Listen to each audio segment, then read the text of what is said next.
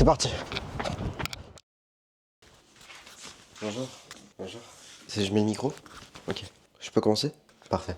Alors pourquoi je me suis lancé ce défi? Je sais pas. Je dirais que ça relèverait d'une envie de se challenger soi-même. J'avais besoin de sortir de ma zone de confort. Vous savez, moi je suis quelqu'un qui adore se challenger. J'ai l'esprit shonen. Aller toujours plus, essayer d'être meilleur. Vous savez, il y a des grands savants qui, autrefois, c'est une expression qui était très utilisée par les savants japonais, c'est kaizen. C'est s'améliorer jour par jour, pas par pas. Et je pense que moi c'est ça mon kaizen. C'est de courir 10 km en 45 minutes. Comment est-ce que je réagis face à l'annonce de son défi? Bah honnêtement, au début j'ai pensé qu'il était fou, que c'était pas vrai, il pouvait pas annoncer ce genre de choses. Au début, est-ce que je me suis dit que j'y arriverais? Bah si je me suis lancé le défi, c'est que oui, quand même, je croyais en moi. Je crois quand même que je suis capable de réaliser n'importe quoi. Je suis assez confiant quand j'entreprends quelque chose, je sais que je vais me donner à 100%. Mais ensuite je me suis dit, s'il y a bien quelqu'un qui peut réaliser l'impossible, bah c'est Raïm. Je trouve qu'il a cette détermination qui est folle, enfin je sais pas si vous voyez ce que je veux dire. Ça paraît insensé, c'est vrai, mais Raïm, je pense qu'il a cette étincelle qui lui permet de tenter des choses que personne n'oserait réaliser. Et moi, j'ai foi en lui. Honnêtement, j'ai foi en lui, je crois en lui. Je sais que je peux paraître assez imbu de ma personne en disant ça, mais c'est pas que je pense être le meilleur, c'est que je sais que je pourrais me donner 100% de ma personne pour réussir. Voilà. Sincèrement, c'est un défi colossal, on le sait tous. Mais s'il y a bien quelqu'un qui peut y arriver, c'est forcément lui.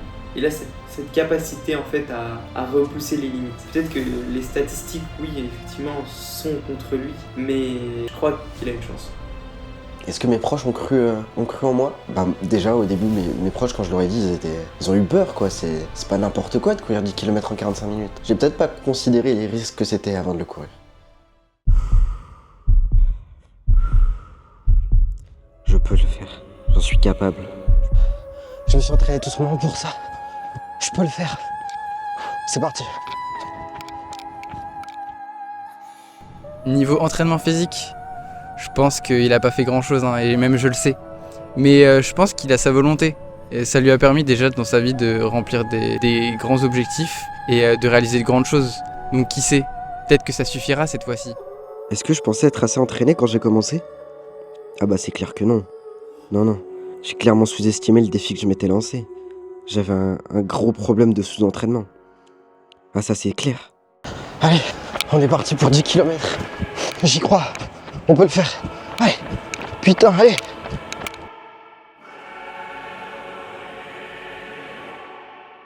Allez, je vais faire la moitié. La dernière 5 km. Je suis sûr qu'on puisse le faire. On peut le faire.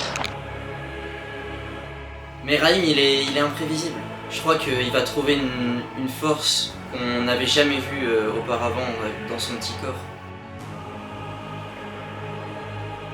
Le plus dur dans ma préparation, la discipline. Savoir se dépasser tous les jours. Parce que c'est simple d'avoir un shot de motivation une fois toutes les 2 semaines. L'avoir tous les jours. Chaque minute dans la journée, tu te dis ouais, t'avances dans cette direction pour courir 10 km en 45 minutes. C'est peut-être l'axe où j'ai le plus travaillé, je pense. Ah, j'y arrive plus. Ah, j'y arrive plus. Putain, j'y arrive plus. J'ai trop mal. Je suis pas assez entraîné. Ah, ma jambe. Ah, je vais abandonner. Ah putain, j'étais si proche. Je vais pas me mettre en danger pour si peu. Est-ce que je suis déçu d'avoir échoué? Non, pas vraiment, non, je suis pas déçu. Je suis pas déçu, l'échec fait partie de l'apprentissage. Et vous savez, moi je suis pas quelqu'un qui a beaucoup connu la victoire. Moi je suis habitué, donc ça me va. Puis c'est ça le nom du docu, c'est pour ça que je l'ai appelé comme ça.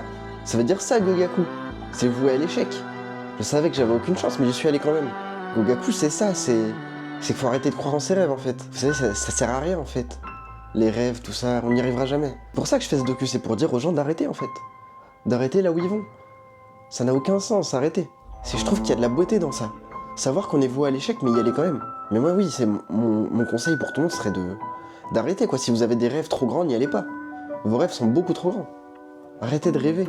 C'est ça la morale de l'histoire. Faut arrêter de rêver. Arrêtez de penser qu'on va y arriver. Si c'était si facile, tout le monde le ferait.